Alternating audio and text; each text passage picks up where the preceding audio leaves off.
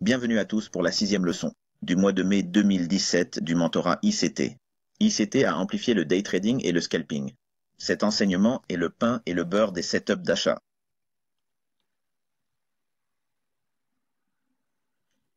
D'accord, le pain et le beurre des setups d'achat des opportunités quotidiennes dans le scalping. Maintenant, ce sur quoi vous allez vous concentrer, c'est la régularité de petits mouvements de prix qui peuvent être récoltés, pas tous les jours, mais à peu près tous les jours. Dans les programmes d'achat, IPTA exécute l'un des deux modèles de moteur de prix. Le premier consiste à accumuler de la liquidité du côté de la vente en reprenant le prix sous un ancien niveau bas. Les stops de vente seront déclenchés, ce qui incitera les vendeurs de contrepartie à s'associer à des entrées longues. Le prix cherchera un tableau de primes à court terme plus élevé pour compenser les positions. L'accumulation de compensation est le premier modèle de moteur de prix. Le deuxième modèle est le suivant, la réaccumulation de la juste valeur lors de retracements plus faibles à des niveaux d'escompte. Les détenteurs d'une semaine seront écrasés dans les retracements à la baisse. Donc, pour ceux qui sont déjà longs, lorsque vous voyez le retracement intraday, de nombreux traders utilisent un stop loss beaucoup trop serré, et ils seront expulsés et ils fournir de la liquidité à court terme. De liquidité à court terme du côté des vendeurs pour jumeler les ordres. Et le prix cherchera à se développer à la hausse vers un réseau de primes à court terme pour compenser les positions. Très bien, l'ingénierie de la liquidité du côté des vendeurs. Accumulation de compensation.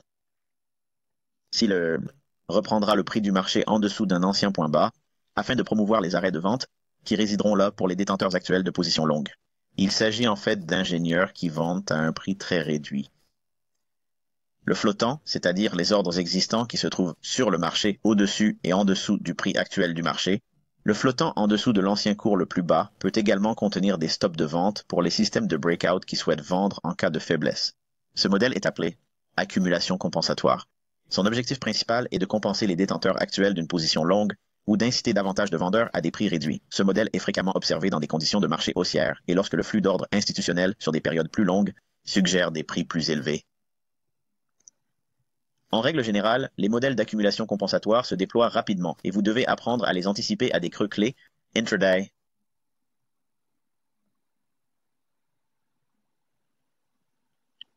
Les banques disposent ainsi de nouveaux points d'entrée pour les positions d'entrée.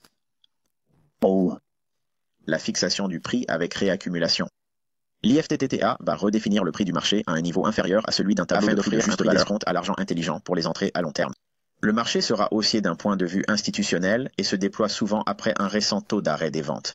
Le retracement à la baisse des prix sera douloureux pour les détenteurs d'une position longue. Les détenteurs d'une position longue étant à induire des ventes, la liquidité du côté de la vente est ainsi fournie pour coupler les entrées longues de l'argent intelligent. Ce modèle est appelé réaccumulation. Son objectif principal est de réaccumuler de nouvelles entrées longues et d'inciter davantage de vendeurs à des prix réduits. Ce modèle est fréquemment observé dans des conditions de marché haussière et lorsque le flux d'ordres institutionnels sur des périodes plus longues suggère des prix plus élevés. Généralement, le modèle de réaccumulation se développe rapidement et vous devez apprendre à les anticiper à des niveaux de décote clés intrajournaliers. D'accord, des objectifs réalistes. La durée de l'opération lorsque nous recherchons des éclaireurs sont généralement d'1 à 2 heures, voire moins et souvent beaucoup moins, mais en général, le maximum est d'environ 2 heures.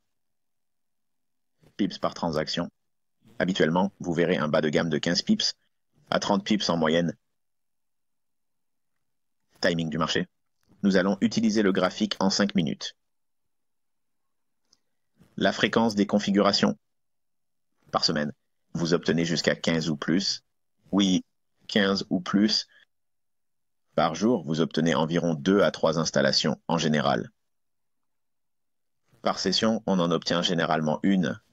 Cela signifie une à Londres, un à New York, un à Londres Close et un en Asie. Cela ne signifie pas que vous en obtenez un par séance pour chaque paire, mais simplement que si vous examinez une poignée de paires et que vous obtenez un panier de 4 ou 5 paires, vous pouvez observer et voir qu'un scalp se met généralement en place dans l'une de ces séances et que l'une de ces paires en est une autre.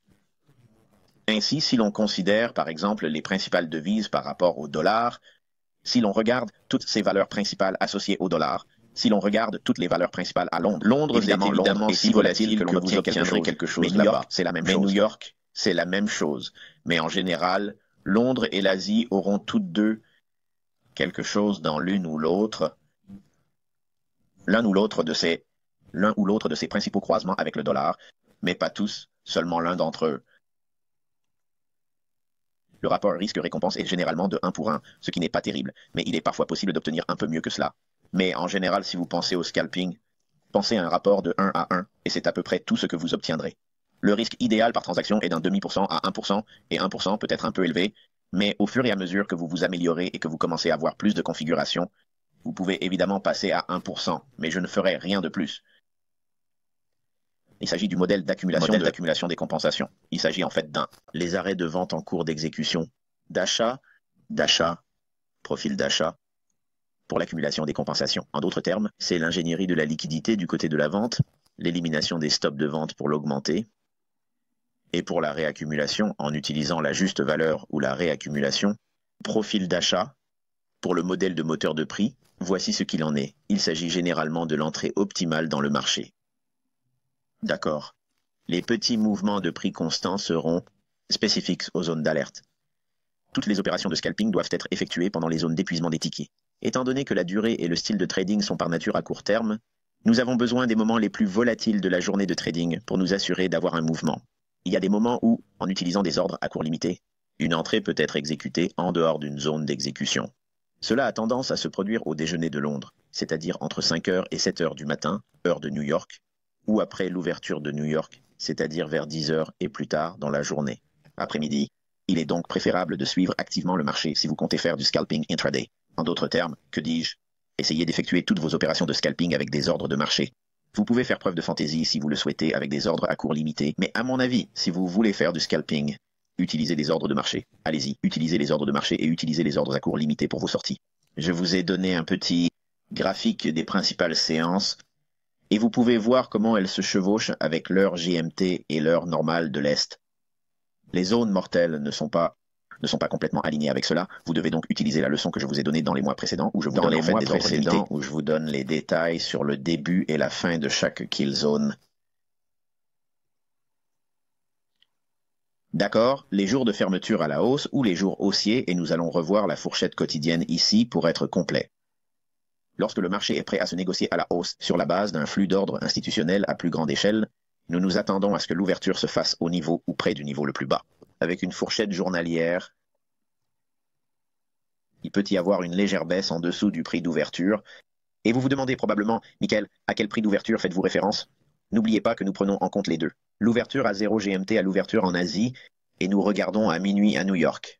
Il s'agit donc d'un flux d'ordre institutionnel à plus long terme. Cela signifie que mensuellement, hebdomadairement, quotidiennement, sur 4 heures, nous avons fait notre analyse, nous avons fait toutes nos études sur le biais directionnel, nous avons regardé le flux d'ordre sur les biais directionnels, nous avons examiné les fourchettes de données IPTA, où se situe le changement trimestriel le plus récent. S'agit-il d'une tendance à la hausse ou d'une tendance à la baisse?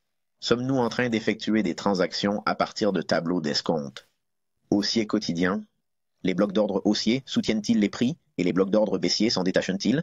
Sommes-nous en train de descendre et de combler les vides de liquidité et de nous redresser?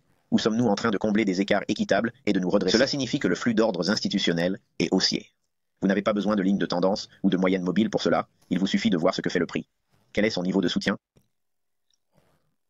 Les bougies fermées à la hausse sont-elles cassées?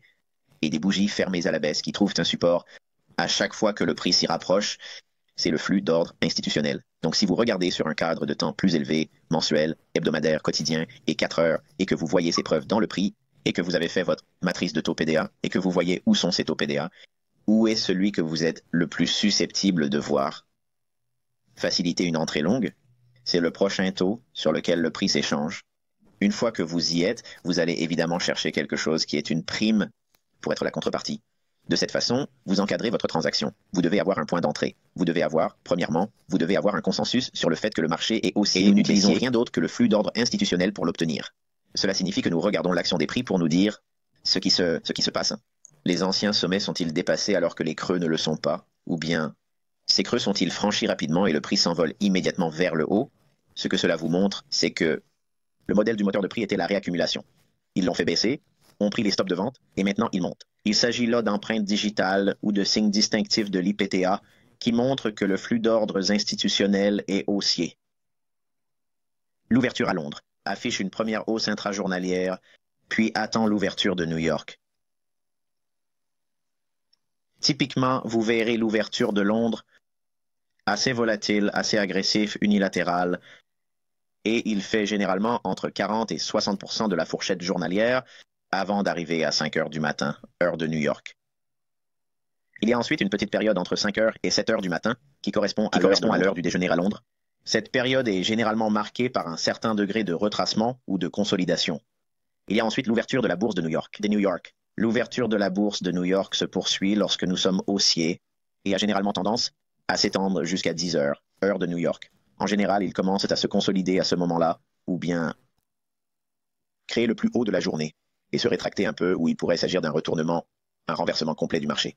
Mais dans ce cas, ce que nous recherchons, ce sont des environnements haussiers où l'horizon de temps le plus élevé du débordement institutionnel et nous attendons à une grande journée de range où nous pourrons faire du scalping. Le prix devrait se négocier à la hausse jusqu'à la moyenne des 5 jours de la fourchette journalière. Voilà un petit indicateur que je peux vous donner. Il sera joint au forum, de sorte que vous pourrez le télécharger. Je ne vous le donnerai pas tant que nous n'aurons pas fait les... pour que vous compreniez bien ce que vous allez faire avec lui, parce que je vous donnerai des instructions supplémentaires à ce sujet dans la configuration de la vente, l'enseignement. Et une fois que la fourchette moyenne de 5 jours est atteinte, et que nous entrons dans la période de fermeture de Londres, généralement le prix affichera son plus haut, et ensuite il commencera à retracer à partir de ce sommet. Ainsi, entre 10 heures et midi, heure de New York, nous nous attendons à ce que le sommet de la fourchette quotidienne se forme, et à où? Au-dessus de la moyenne des 5 jours de la fourchette journalière projetée.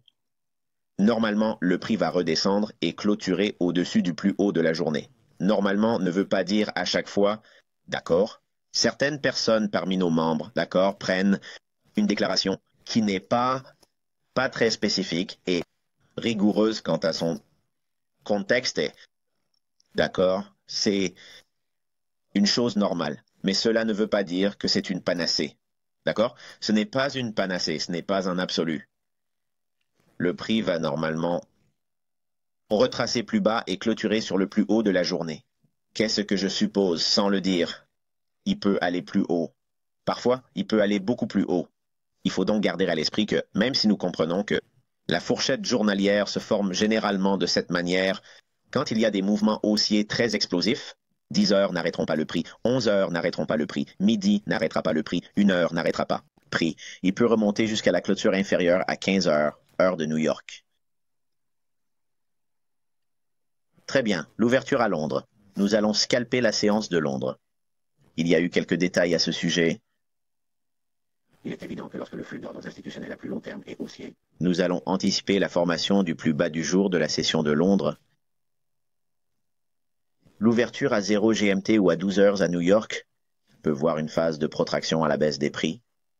Celle-ci peut être scalpée à partir de l'ouverture ou juste au-dessus, avant l'ouverture à 1 heure du matin à New York. Qu'est-ce que je veux dire par là? Vous pouvez regarder l'action des prix lors d'une journée haussière, et si vous voulez faire du scalping, vous devez être très agile. Vous devez savoir exactement ce que vous recherchez dans un tableau de rabais. En d'autres termes, vous devez être vraiment confiant que vos convictions sont si fortes que vous pensez que lorsque le prix baisse, pour créer ce swing Judas, créant le plus bas de la journée, où vous allez sortir et où l'ouverture est, s'il y a un assez grand, qui peuvent être scalpés. J'enseigne aux gens de ne pas essayer de faire cela, mais il serait plus approprié d'attendre le mouvement de Judas et d'acheter le titre en bas. Il serait plus approprié d'attendre le swing de Judas et d'acheter le titre en bas. Mais pour le scalping, certains d'entre vous sont très enthousiastes à l'idée d'être agile en entrant et en sortant des deux côtés du marché. Encore une fois, je n'essaie pas de promouvoir cette idée, mais je vous donne simplement un éventail complet de possibilités, d'outils et de lignes directrices. J'ai gravi les échelons du marché en utilisant tous ces éléments, mais j'ai fini par m'éloigner de cette approche, en recherchant tout particulièrement le Judas swing down les jours où le marché est haussier et où je m'attends à ce qu'il soit proche. J'essaie de repérer ce creux ou de m'en approcher de très près. Le Judas swing down classique de Londres peut être scalpé encore plus facilement. Si vous regardez la bougie de minuit à New York, le mouvement qui descend à partir de cette bougie est, à mon avis, un peu plus facile à scalper, même si vous allez voir une clôture plus élevée ce jour-là. Mais l'ouverture de l'Asie peut s'avérer un peu plus délicate, car il peut y avoir une gamme asiatique très serrée, et cela ne fait rien. Le marché se rétracte entre 5 et 7 heures du matin, heure de New York, ce qui peut constituer une entrée en scalp long. Une fois qu'un réseau d'escompte est atteint, Réfléchissez un instant.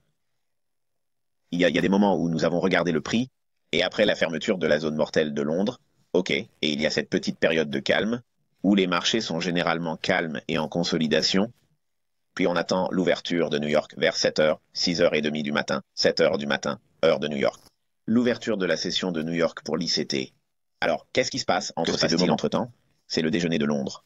Mais, comme à New York parfois, les traders peuvent travailler pendant le déjeuner. Ils peuvent se dire que les marchés sont très actifs en ce moment. Je déjeunerai en rentrant chez moi. Donc, si les marchés sont vraiment occupés, vous pouvez souvent obtenir un retracement pendant le déjeuner à Londres qui crée une entrée précoce et avant l'ouverture de New York. Et c'est ce qui va se passer. Parfois, et vous pouvez vous énerver et crier à l'écran autant que vous voulez. Mais parfois, si vous observez un marché très volatile à Londres, ou si le marché était calme au début de la journée, puis vers 4h30, lorsque les nouvelles sont publiées, le marché devient très actif, généralement jusqu'à 4h30, lorsque le marché devient vraiment actif, généralement il se prolonge jusqu'au déjeuner à Londres, et vous obtenez peut-être un peu plus d'informations sur le marché, une petite consolidation de 15 ou 30 minutes de consolidation, puis on assiste à un retracement vers New York, et c'est reparti. Mais pas toujours, mais très rarement, vous verrez des configurations où le point d'entrée serait vraiment bon si vous tradiez entre 5 et 7 heures du matin. Il est préférable de ne pas négocier cette période. Il ne faut même pas y jeter un coup d'œil et penser que c'est le cas. Ainsi, en s'attendant à ce qu'il y ait une période de calme, période de calme sur le marché entre 5 et 7 heures du matin, il faut s'en tenir à cette règle générale. Mais à moins que la session de Londres ne soit calme au début et ne devienne vraiment active après 3 ou 4 heures, il est probable que vous aurez à faire face à une période d'incertitude. Vous verrez probablement un peu d'hémorragie sur le marché de la bourse de Londres à 5 heures du matin, heure de New York. Même après que le point d'entrée initial de Judas est passé, cela signifie en d'autres termes que vous l'avez manqué. Vous n'avez pas pu entrer au moment de la chute. Beaucoup d'entre vous ont trop peur d'entrer parce que je dis qu'il faut acheter au moment de la baisse de Judas ou en dessous du prix d'ouverture et ne pas courir après le prix. Certains d'entre vous s'en tiennent donc à cette règle, mais ils ne font jamais rien. Mais il y a des opportunités si vous utilisez le graphique en 5 minutes. Vous pouvez utiliser une technique de scalping pour vous synchroniser avec lui. La raison pour laquelle je ne vous l'ai pas enseigné plus tôt, c'est parce que c'est du scalping. Nous sommes dans une période où nous pouvons utiliser ces outils maintenant. Jusqu'à récemment, nous n'avions même pas regardé un graphique de 5 minutes. Vous savez, nous avons toujours eu un cadre temporel plus élevé, et nous nous en tenons aux règles de chaque paramètre pour chaque style de trading. En scalping, nous regardons un graphique de 5 minutes. Maintenant, je commenterai les marchés avec un graphique d'1 minute, quelquefois avant de terminer ce mois. Mais en général, 5 minutes, c'est ce sur quoi je travaille. Voici un exemple de cuir chevelu, scalp des séances de Londres. Ok, vous pouvez voir que le prix se négocie à la baisse pour un écart de juste valeur en vue d'une réaccumulation. Remplit l'écart. À l'ouverture de Londres, les échanges sont à la hausse. L'EDR est touché. À l'ouverture de Londres, et c'est un scalp de 30 pips. Il va évidemment un peu plus loin que cela, mais c'est tout ce que vous recherchez pour un scalp et c'est exagéré. Scalper les séances de New York. Lorsque l'Open de Londres confirme le parrainage institutionnel du côté long et affiche le plus bas journalier, nous nous attendons à ce que l'Open de New York atteigne le plus haut niveau. Que l'ouverture de New York continue à monter, à moins qu'un tableau de prime plus élevé n'ait été atteint en intraday, ou que l'ADR soit atteint. Nous attendons les fluctuations intrajournalières à la hausse pour déterminer la décote, pour déterminer les fourchettes d'escompte à partir desquelles il est possible d'effectuer une position longue dans la zone d'exécution de New York. Fondamentalement, nous pensons qu'il commence à se rétracter. Nous pensons que l'entrée optimale de la transaction est longue. Ok, c'est en gros ce que je suis en train de décrire. Vous rechercherez donc un tableau, soit un bloc d'ordre haussier, un écart de juste valeur ou un vide de liquidité. Les contrats à terme sur les matières premières commencent à être négociés à 8h20, heure de New York, pour le CMU, Chicago Mercantile Exchange, ouvrir, afin d'anticiper l'évanouissement du mouvement de Judas de New York. Les cibles seront le sommet de la fourchette quotidienne moyenne sur 5 jours et le tableau des primes du cadre temporel supérieur suivant sur une base de 4 heures ou de 60 minutes. Si le sommet de l'ADR est atteint avant 10 heures du matin, retirez 80% de votre position et laissez-en une petite partie pour capturer les bénéfices de votre position pour capturer toute expansion de la fourchette qui pourrait se produire. Permettez-moi de reformuler cela. Si vous avez une position longue sur New York, d'accord, et que vous avez un mouvement qui, tranquillement, mais qu'il monte et atteint la fourchette quotidienne moyenne avant 10 heures du matin, cela signifie qu'il a atteint sa fourchette quotidienne moyenne tôt, généralement à la clôture de Londres. Crée l'apogée de la journée. Mais s'il le fait avant 10 heures du matin, il faut toujours retirer 80% de l'opération, mais en laisser une petite partie, car on peut se retrouver avec une journée à large fourchette et parfois l'ADR peut être doublé. D'accord, vous pouvez voir ici un exemple d'opération sur l'Open de New York, très similaire à ce que nous avons vu pour l'Open de Londres. Le prix baisse, comble un écart de juste valeur, se négocie dans un bloc d'ordre, et cette fine ligne bleue avec le CME Open baisse. Après cela, c'est le mouvement de Judas pour la séance de New York. Chaque séance a donc une phase de marché protractionnel. Si vous êtes haussier, à New York, vous attendez Downward Bull et un mouvement de Judas à la baisse après Downward Bull. Si vous êtes haussier à Londres, vous attendez la bougie de minuit à New York et une baisse des cours après cette bougie pour être acheteur et pour que les cours augmentent. En Asie, c'est l'heure GMT, 8 heures à mon heure.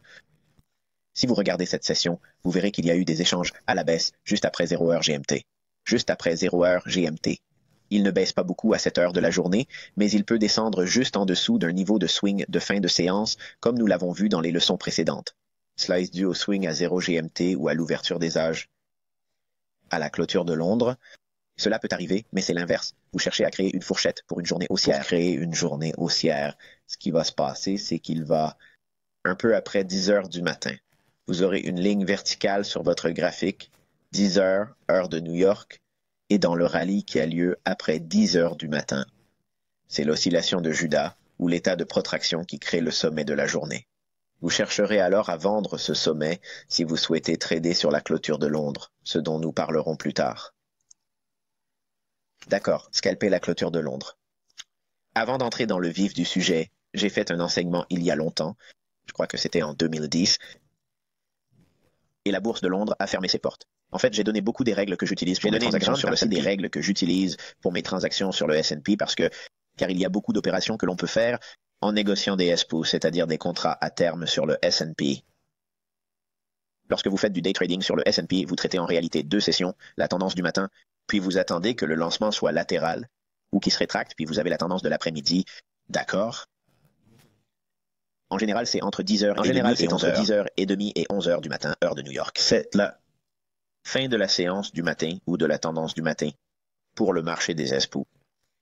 En général, les négociants se lancent entre 11h et 1h, et un peu après 1h, vous avez une tendance de l'après-midi qui va jusqu'à la clôture à 4h.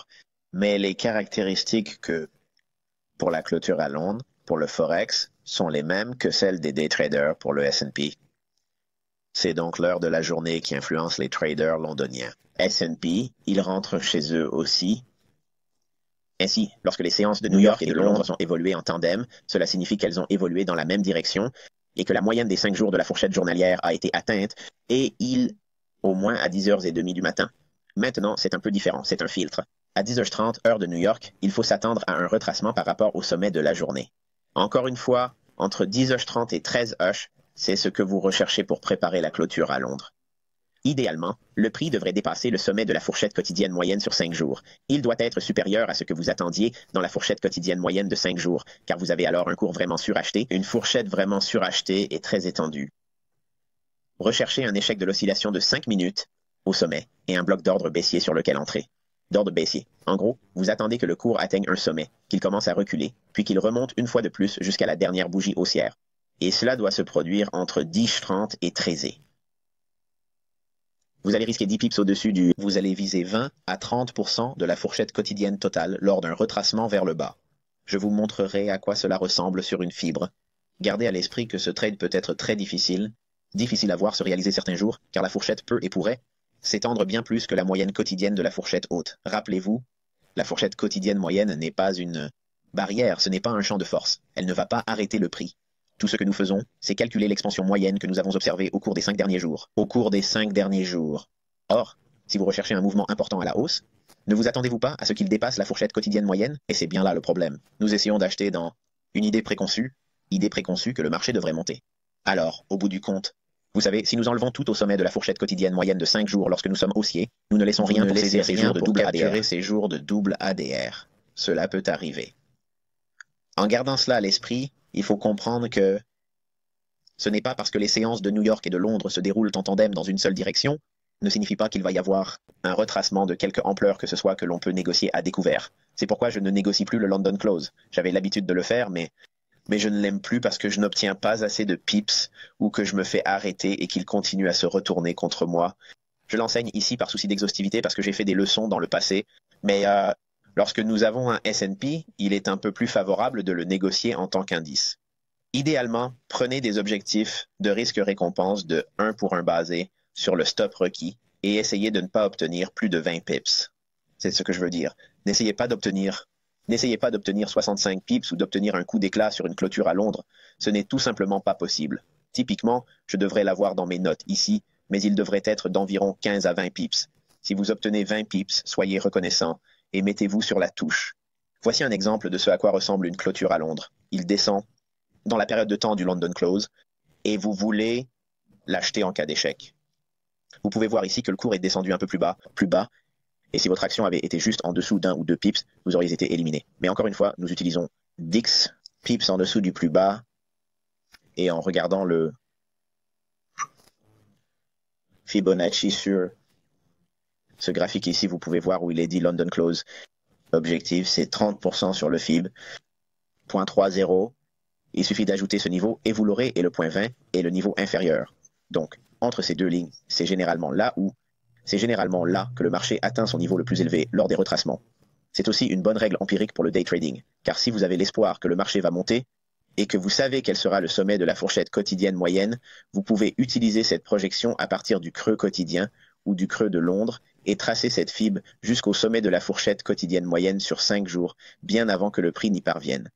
Et vous pouvez voir, en utilisant ce niveau de 20 à 30 sur votre FIB, que c'est généralement là que la clôture se fera le jour de la clôture ou qu'elle se fera juste sur le sommet.